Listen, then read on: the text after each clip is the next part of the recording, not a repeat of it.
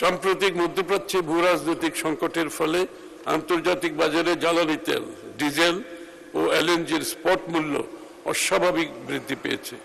কিন্তু আমরা সাধারণ জনগণের কষ্টের কথা বিবেচনা করে বিপুল পরিমাণ ভর্তুকি প্রদান করেছি এবং জ্বালানি তেলের দাম সামান্য সমন্বয় করেছি। জ্বালানি তেলের দাম খুবই সামান্য সমন্বয় করেছি। অন্যান্য দেশের তুলনায় বাংলাদেশ বোধহয় অনেক একেবারে সবচেয়ে নিচের দিকে।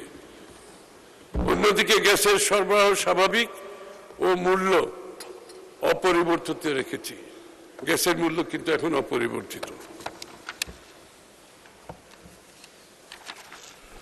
অফশোর গ্যাস অনুসন্ধান আকর্ষণীয় করার জন্য দেশের স্বার্থ সমুন্নত রেখে model production sharing contract PSC সংশোধন,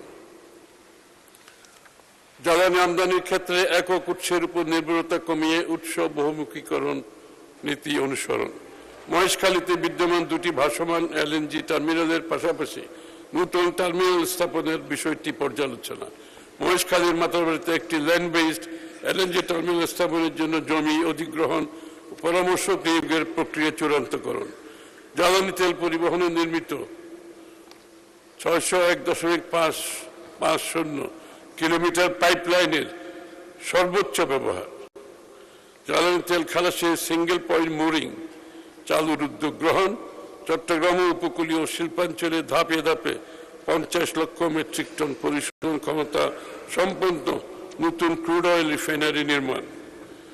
আমাদের বিশ্বাস প্রস্তাবিত উদ্যোগসমূহের সফল বাস্তবায়ন দেশের জ্বালানি নিরাপত্তা নিশ্চিতে সহায়ক হবে।